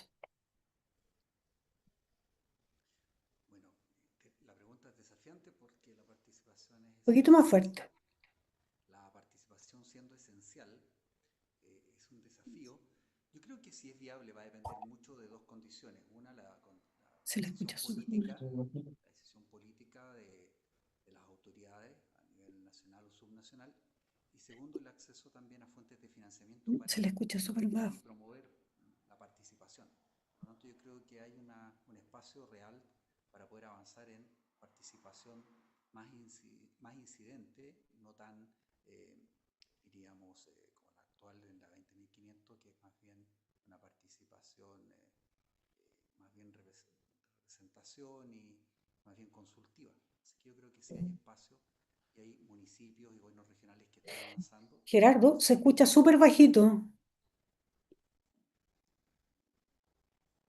¿Puedes aumentar el volumen, por favor? Aló, aló, ¿me logras escuchar?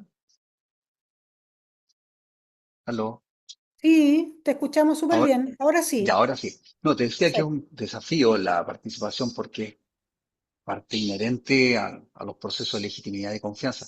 Yo creo que sí hay una posibilidad, en la medida que se den dos condiciones. Una, la decisión política de las autoridades nacionales y subnacionales de hacer de la participación un mecanismo permanente. Y segundo, fuentes de financiamiento efectivas que permitan avanzar de la participación consultiva a una más incidente y que permita también procesos de inducción y capacitación tanto a los funcionarios como a las organizaciones de la sociedad civil, a efectos de que vean en la participación un mecanismo, ¿cierto?, de trabajo colaborativo, pero que tenga impacto también en los resultados finales de las políticas públicas.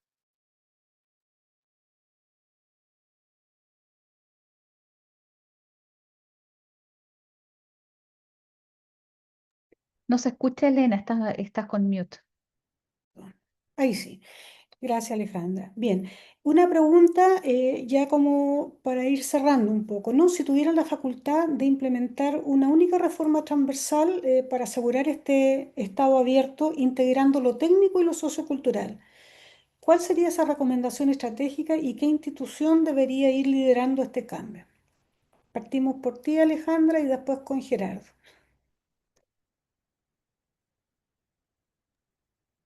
¿Qué Uy, nos qué difícil falta? pregunta. Sí, es el qué nos Qué falta. difícil pregunta. Sí. Eh, a ver, la charla que acabo de dar partí, bueno, primero por las trampas al desarrollo, ¿no es cierto?, que tiene que ver con la baja institucionalidad, las bajas capacidades, ¿no es cierto?, que hay hoy en las instituciones del Estado, que son finalmente los reformadores y los que tienen a cargo la generación de políticas públicas. Y el Estado abierto lo que hace es decir, ok, haga las políticas públicas, diseñelas, implementelas, incluso evalúelas, pero con la ciudadanía o con el resto de los actores del Estado. Por lo tanto, yo creo que en ese escenario lo que necesitamos es formar, es sensibilizar, es difundir este nuevo modelo, digamos, de hacer gestión pública.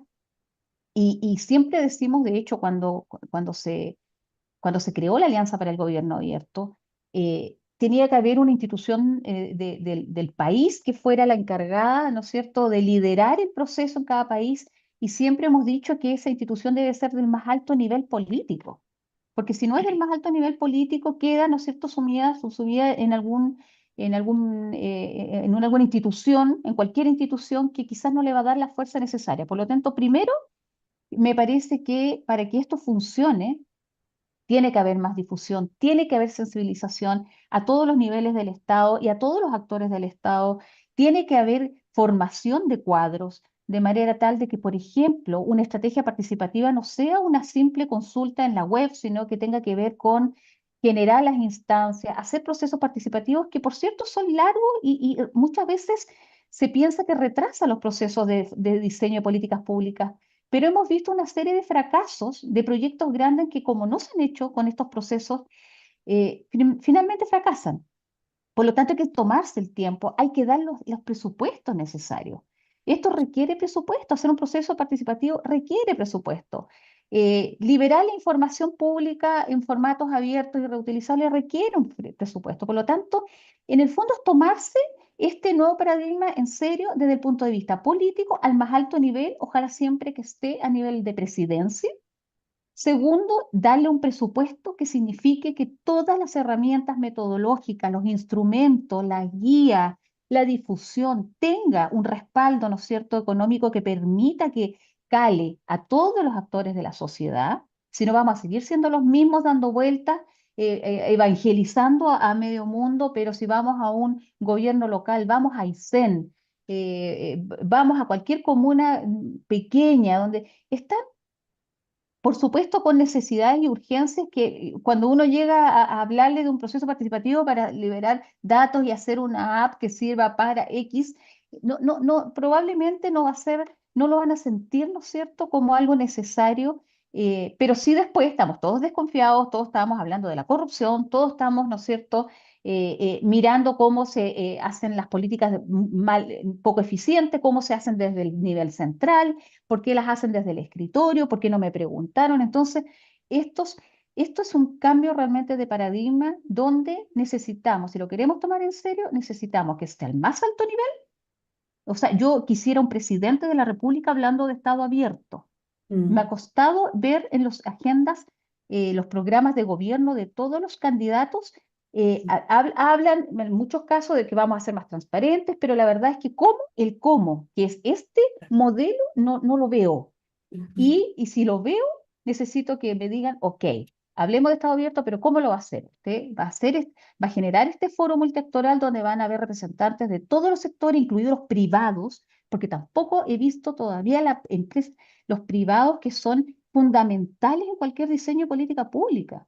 O sea, hoy el Estado no tiene ni las capacidades para trabajar solo, ni los recursos para trabajar solo. Entonces, este es un modelo que incluye a todos, cada uno desde su rol, cada uno desde su mirada, pero requiere estar al más alto nivel, o sea, ojalá a niveles de presidencia, como está en el caso de Chile, en el Ministerio de Secretaría General de la Presidencia, tener un presupuesto, que es lo que nos está faltando, tener una participación real, sensibilizar a las comunidades. Ahora estamos trabajando con AMA, la Asociación de Municipios Abiertos, para que los alcaldes, hoy en día lo entendió Maipú, lo entendió Peñalolén, lo está entendiendo la Florida, lo entiende Renca, lo entendió San Joaquín. Queremos más. Ojalá calar a los niveles municipales y que entiendan en qué consiste este modelo y que se sumen y que, por cierto, trabajen en conjunto con sus comunidades, en conjunto con sus privados territoriales y para eso, como les digo, voluntad política, presupuesto, difusión, sensibilización, capacitación y el más alto nivel político que esté al frente del proceso. Muchas gracias, Alejandra. Gerardo, ¿cómo tú, desde tu propuesta, ¿no es cierto?, de este proyecto a nivel regional, ¿cómo tú ves el tema del presupuesto? ¿Qué recomendación estratégica tú podrías hacer para asegurar, digamos, que estos presupuestos realmente pudiesen llegar a los niveles territoriales y de tal manera de poder seguir en este escalamiento, ¿no es cierto?, que tiene este convencimiento de llevar a los distintos municipios, ¿no es cierto?, este convencimiento de que el Estado abierto también lo podemos hacer a nivel local y que eso es fundamental para el tema, ¿no es cierto?, de fortalecer Estado de Derecho, fortalecer democracia, ¿no es cierto?, y obviamente situar a la ciudadanía en un nivel central. Bueno, agradezco la pregunta. Creo que primero comparto lo que dice Alejandra plenamente. Y lo llevo un ejemplo en el congreso que tuvimos de consejeros y consejeras de Ancore y gobernadores el día 2 y 3 de julio en Valparaíso. Cuando pregunté quiénes conocían respecto de gobierno abierto, deben haber sido menos de 30 sobre un total de casi 300. Quienes habían participado en procesos, con alguna de las actividades de gobierno abierto, en un momento de su periodo como consejeros también muy bajo. Eso solo va a demostrar también que hay que sensibilizar en todos los espacios, también en las universidades, por cierto, nosotros, y cosa que vamos a tratar de avanzar con el CRUCH y con el FUECH. Pero yo creo que aquí pasa también por todos los actores que empiecen a demandarle al Estado también, eh, mayor visibilización de este modelo en la medida que lo vayan conociendo. Entonces, es como una situación compleja, que es primero sensibilizamos y después pedimos que esto se implemente en las políticas públicas. Y ahí llegamos nuevamente que pasa por una decisión, yo creo, política, bueno, Mm. estratégica de Estado, una política de Estado, de realmente bajar esto como una política de Estado con financiamiento, como decía, para no estar repitiendo lo que muy bien explicaba Alejandra, pero que además de esto tenga distintos niveles también de seguimiento. Pero hemos tratado también que la subdere se incorpore fuertemente. eh, y yo creo que aquí a nivel de gobierno regional eso tiene esperanza, ¿no? Hay gobernadores y algunos consejeros que sobre el paradigma de gobierno abierto han encontrado mayor sintonía y yo creo que el pilotaje, ¿no?, en un par de regiones nos va a permitir también el acto demostrativo de decir, ¿sabes qué? Esto es una inversión que sí genera, ¿cierto?, externalidades favorables, ¿no?, tanto para la, la gestión inteligente de los territorios, de los gobiernos regionales y sus instituciones, como son el CORE, la articulación con los actores municipales, privados, academia y sociedad civil, y tiene efectos en una, dos o tres políticas públicas concretas donde la gente va a legitimarlas y decir, esto tiene sentido, apliquémoslas también en otras áreas del quehacer de las regiones y de los municipios. Yo Mm. lo haría por la pilotaje y el efecto demostrativo para poder avanzar, porque creo que es muy difícil implementarlo a nivel nacional en las actuales condiciones también nacionales que hay, donde las prioridades están claramente marcadas en otros ámbitos y la restricción presupuestaria también es una variable que está sobre la mesa en cada conversación. Yo les agradezco también la invitación y por motivos personales también tengo que retirarme, estimada Elena y Sí, estimada Alejandra y a todos que nos escuchan. Así que muchas gracias. bien, muchísimas gracias. A nombre de lo que es el Observatorio de Desigualdad y Políticas Públicas y la Red Académica de Gobierno Abierto de Chile, queremos darles los agradecimientos y especialmente a Roberto, a Alejandra y a Gerardo. Y a ver, aquí tengo una persona que algo nos pregunta, pero Luis, ¿me puede escribir por el chat rápidamente para...